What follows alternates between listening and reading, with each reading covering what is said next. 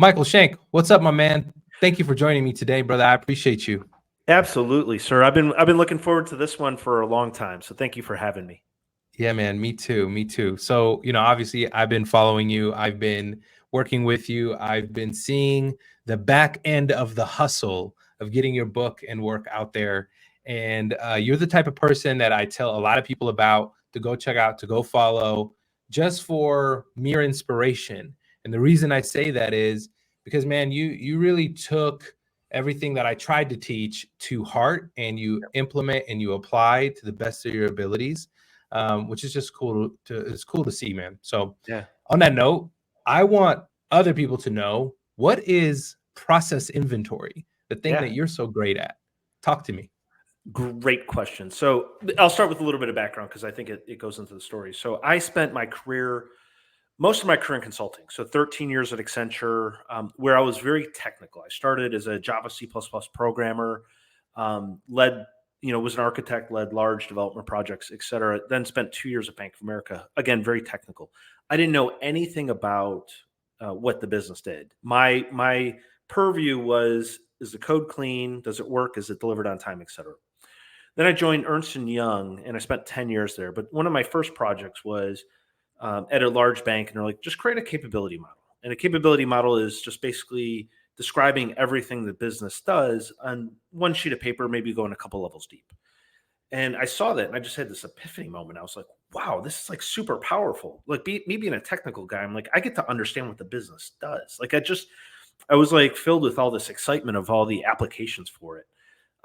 So then I dedicated the rest of my kind of career to this topic. I branded myself a Mhm. business architect. I created a business architecture team within Ernst Young, created a process excellence, and then it moved on to process excellence because I realized you need to get down to the process level detail to really address a lot of what challenges organizations. So I developed this framework called process inventory. And what process inventory means is you need to identify and inventory every single process your organization does. And it's important because a lot of transformations fail because it's lack of coordination, it's lack of communication, lack of alignment across the organization. So if you could create an inventory of all your processes and use that as the common language to get everyone on board when you're driving a change. Now you could say precisely, I need this process to change. And this process has this owner and it has this technology and this risk and this vendor support or whatever it may be. Now I could take that and be very precise. So I developed the concept through there, and then I went to Citibank. I was head of process excellence for the retail bank, and I did a lot of the stuff there. But I left there in March of 23, and I have such a passion for the topic. I'm like, I'm not going back to the corporate world. I'm getting this book done. Yeah. So that's kind of the genesis of everything. And to me, just to summarize your question, process inventory is the solution to a massive problem. So I would say 70% of transformations fail. The global spend for transformation programs is going to exceed $3.4 trillion. So there's Wow. only like 5 countries on the planet that have a GDP higher than that, just to put that in perspective, Yeah. right? So there is a Amazing. lot of money spent, a lot of money wasted. There's frustrated customers, there's lost ground, the competitors, et cetera. I believe process inventory is the solution to that problem. I love that, man. What a conviction to Yeah. your work, though. When you decided to write your book, Digital Transformation Success, Mhm. what were some key challenges in the digital transformation world that you were trying to just kind of aim and address with the process inventory framework? Yep. Would you say, like, if you were to pluck that one thing out that you tried to really focus on, what would that be? It's God, it's so I see it as the solution to everything.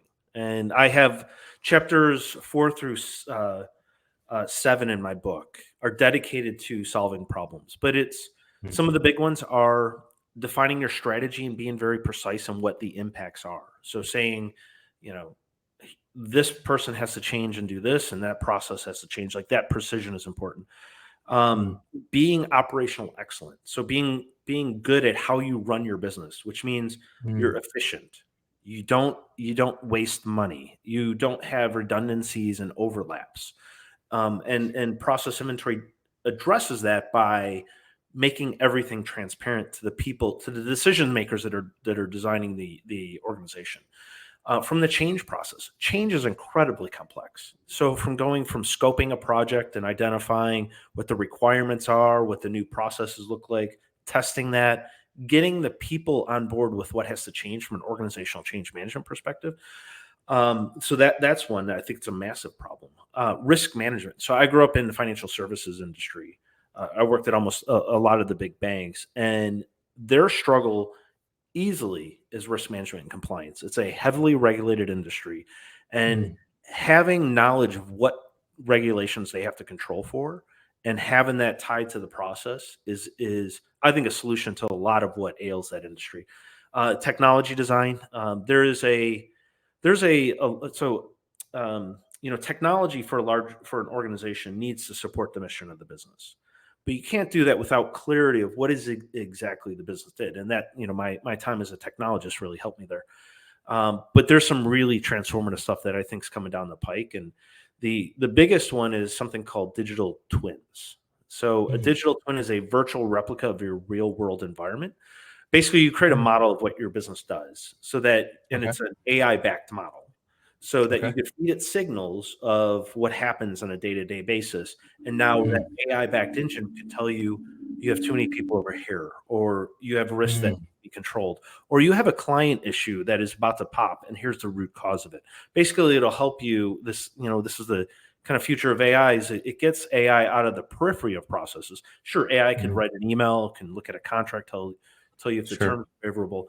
But once you educate it on how your business works, it's a game changer.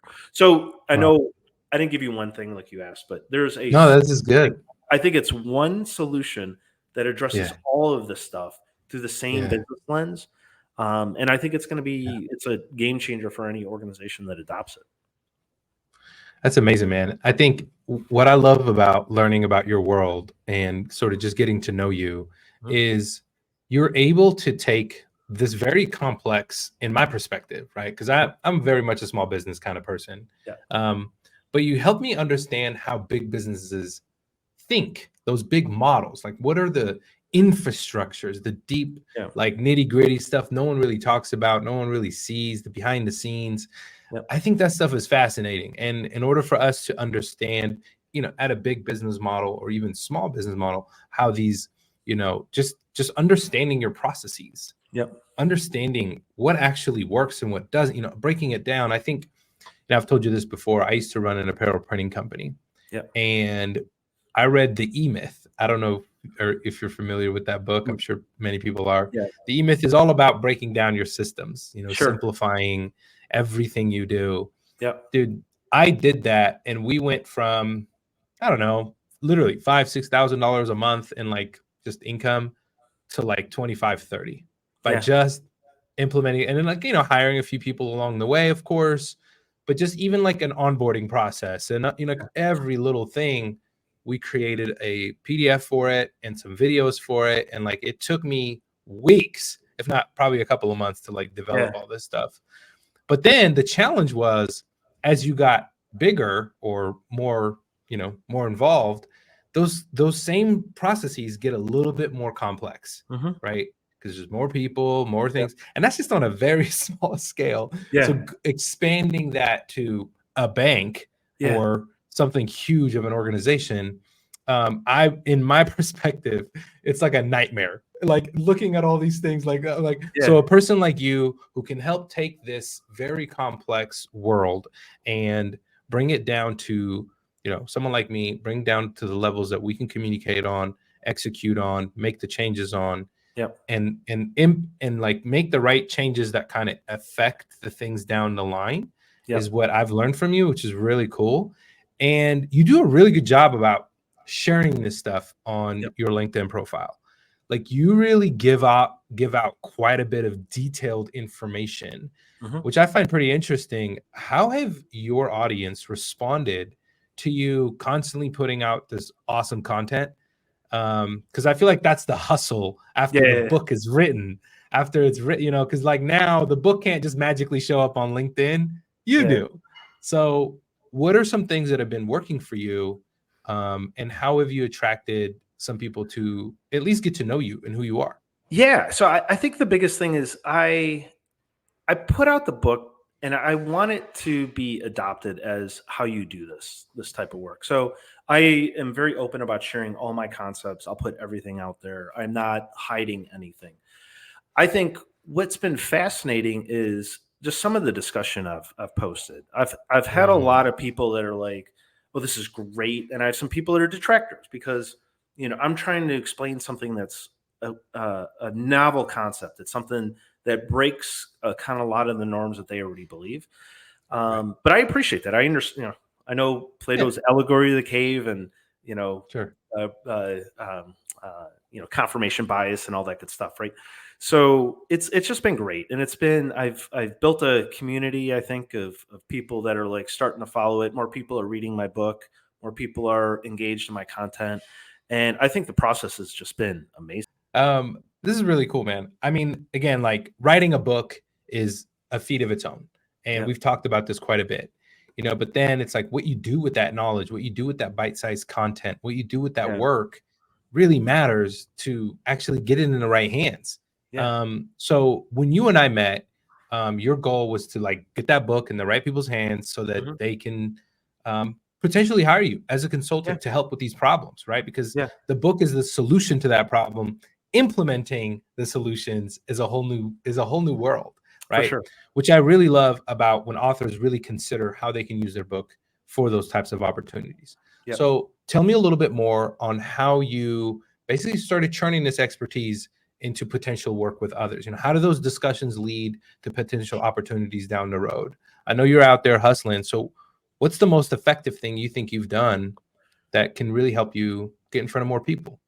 Yeah, I think it's so I'm still learning a lot of that. So I Sure. don't know that Yeah, I'm polished yet. But I've been sure. going to a lot of conferences. I've been posting a lot. But I think the biggest thing is if I could get somebody in a conversation and I could listen to their challenges and we Mm, could have a deep conversation about, okay, let's go to the root of why that is. And if I have mm, some time to explain, the in many cases the root of it is they just don't know their processes and that a lot of their problems are, you talked about before that, these organizations are so big. And how do you actually know everything that goes on? Well, the answer is nobody knows. There's only a certain percentage of people, and they only know like what their blinders would tell them. But you piece enough of those people together, and then you got somebody that you got a group of people that know the entire organization. So my whole story is I could make all of that transparent. And in these organizations, there's just a bunch of dots and everything's connected. So if I could make all those connections clear and make that knowledge available to everyone, it could solve your problems. And when I'm able to have that conversation, when I'm able to kind of talk one on one with somebody about how this is the solution, many times they're like, yeah, that makes a ton of sense. Let's do it. that's amazing, man.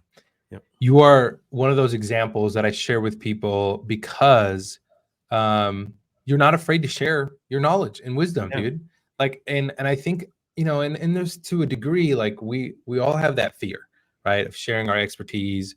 Yeah. Is this going to get stolen? Is this going to get used? Is it going to be viewed? Is this people? Are people going to like it? Are people going to react to it? Yeah. And we don't really know until we post or engage or get our work out there, mail out our book, Hmm. show up to conferences. Like, Yeah. just watching you do that from a distance, man, has been really cool because Yeah. that's something I share with many other authors who, now that they have their book done, they're like, well, what happens next? What do I Yeah. do next? And it's like, you got to keep adding fuel to that fire, brother. Yeah. Um, so it's just really cool watching you do that, man. It's So funny. yeah, It's funny. Before I post, I'm always like, I always do a little guessing game to myself. Like, is this going to get big or is this blah? Right. And I'm always right. wrong. Yeah. Well, tell me why are you always wrong? I don't know. Well, one I did that when I think viral for myself, I had Sure. 62,000 impressions, right? It's just huge. And it got converted to multiple languages. In fact, I'm doing a webinar to a Saudi audience in a It's couple weeks. amazing. So it just absolutely caught fire, and I thought it would do okay, but I didn't think it was going to be that right. And what if I reflect on it, I think I poured a lot of passion into it, and I was probably somewhat controversial. I said, look, conventional thinking about the topic of process is completely wrong. Like, and I think people resonate that, like, wow, it's a different way to think about this. And then I have other Mhm. posts. I'm like, oh, this is going to do great, and they just like, they're just yeah. No, I And mean, it's a good test. You got to put it out. it's You got to put your it's ideas so out in the world. powerful. Yeah, It's so powerful. You didn't think that post was gonna go that viral or anything. You were just kind of yeah, expressing how you felt, what you were yeah, feeling in the moment, and like really you backed it up with some knowledge and wisdom. And then you had that graph, yeah, which I think really resonated with people, especially your audience. This is yeah, what I really like about you, man, is that you really understand your audience. You yeah. really know who you're talking to. Hmm. And again, it doesn't, whether you have 100,000 impressions or a handful, a couple Yeah, hundred. I think I'm like, yo, if you put 500 people in a room yeah, and put this information in front of them, at least 10% of them are going to be interested in what you're yeah, posting, especially if you know them. yeah, And if you can get those pain points, those emotional pain points, and be, not necessarily like polarizing to a degree where you're trying to fight somebody, but yeah, polarizing by just saying like this goes against normal convention. This goes yeah, against how we typically think about it. And here's how I came to that. I think that's why that post went so well with you, is because you really hit some emotional pain points yeah. because you were feeling those emotions, and Sure. that always resonates with your audience, especially if you know them to the degree at which you do. Oh yeah. um Again, And man.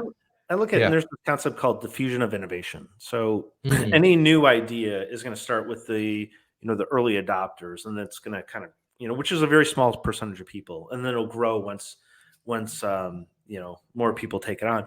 But that's okay. Like I don't need everyone to buy into it. I just need sure. those small few that are like, yes, I want to do this, and then they could demonstrate success to others, and then it'll take fire. Like it's Yeah.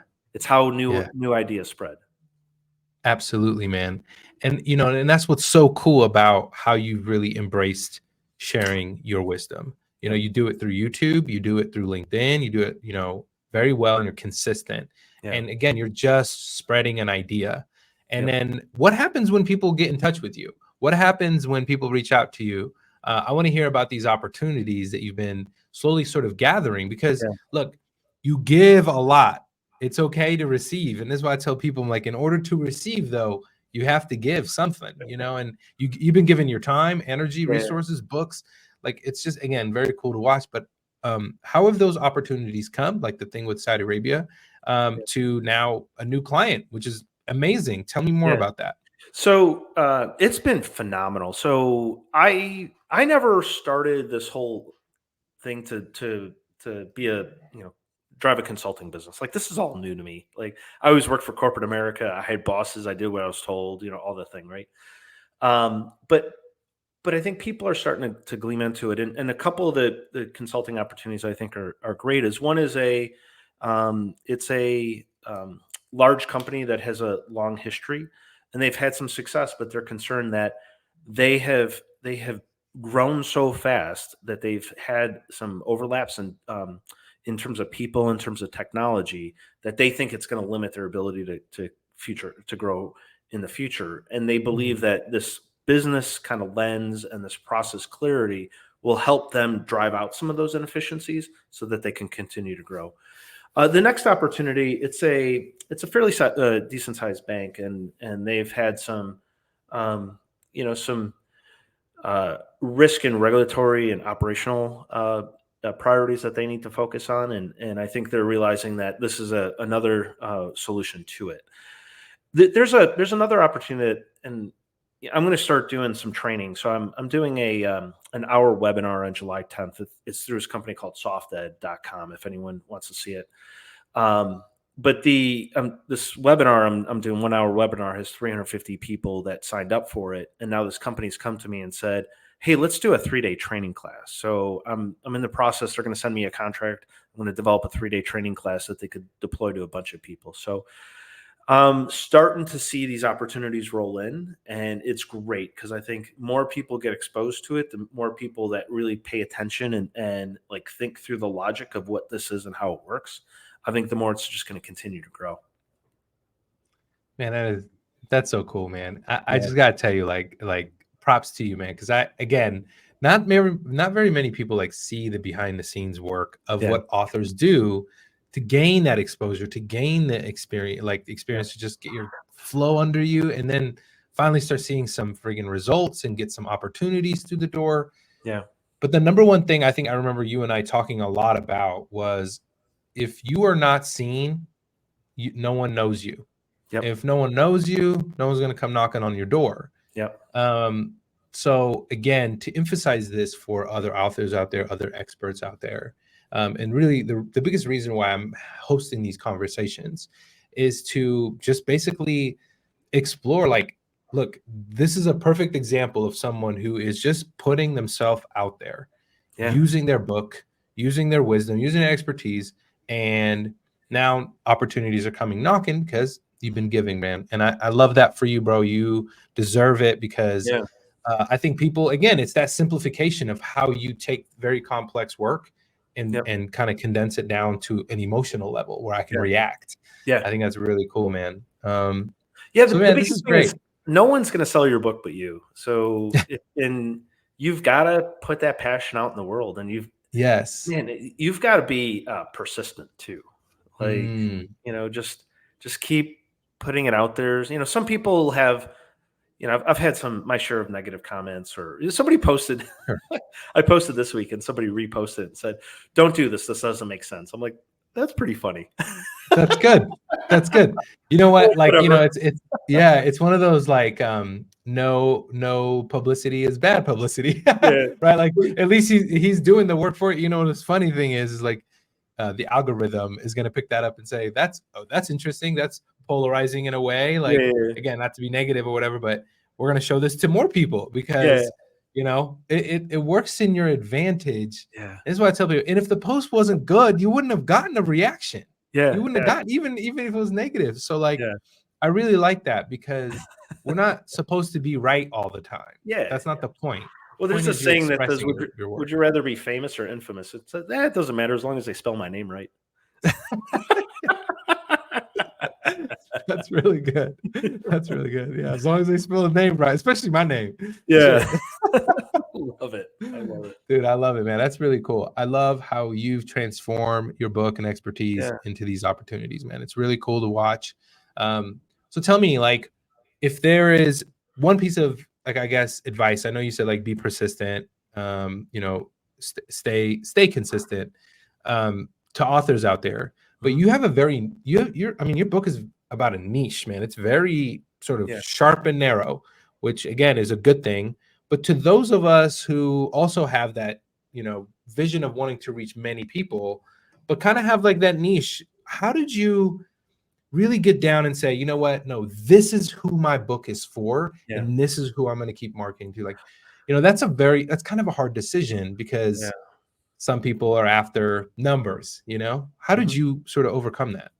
So it really, this niche is, I know them so well because I spent my career working with them. I mean, that's one of the advantages of being a consultant is I went to so many companies. I probably worked at hundreds of companies in my career.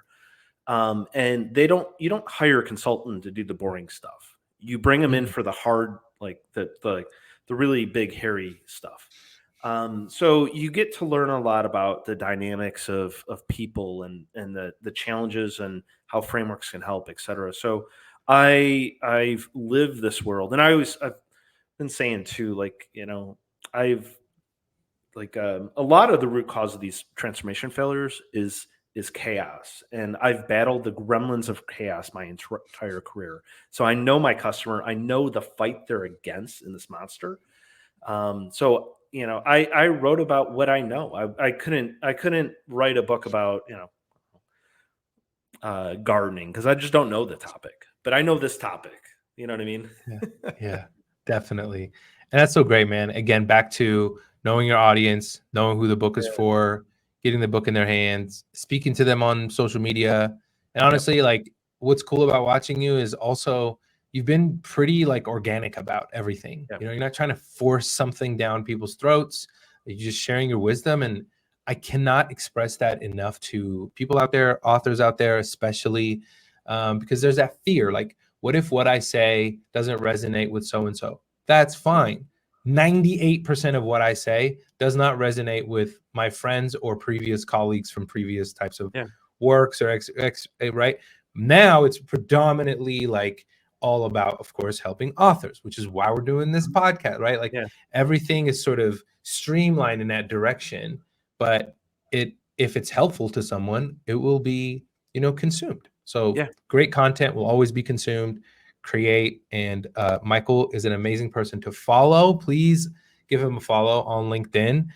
Check out his website. It's amazing. I'm biased in saying that, of course, but it's a great website. It's a great place to not only see what an online presence can look like, but also to model after. So Yeah. think about that when you go check out Michael's like just general online presence.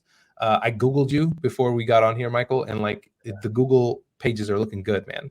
Yeah. It's very cool to see how just in a few short months, you've really elevated your brand Yeah. altogether. So power to you, man. Is there anything else you want to share with the Kudos, audience, brother? kudos to you on the website. I think the website is fantastic, and Thank you, man. Thank you. I Yeah, think your helping hand was phenomenal in putting it together. Um, absolutely. Other Yeah. things to share? No, I think you covered it. So I'm starting a business. So if anyone is in, battling the chaos monsters of transformation or trying to manage their organization, follow or go to check out my services at processinventory.com. I do consulting, anything from helping you define a strategy, define your process capability, do training, etc. And then as I mentioned, training. But then, yeah, Yeah. just follow me on LinkedIn and see all my great posts and like them and interact with me. I love it.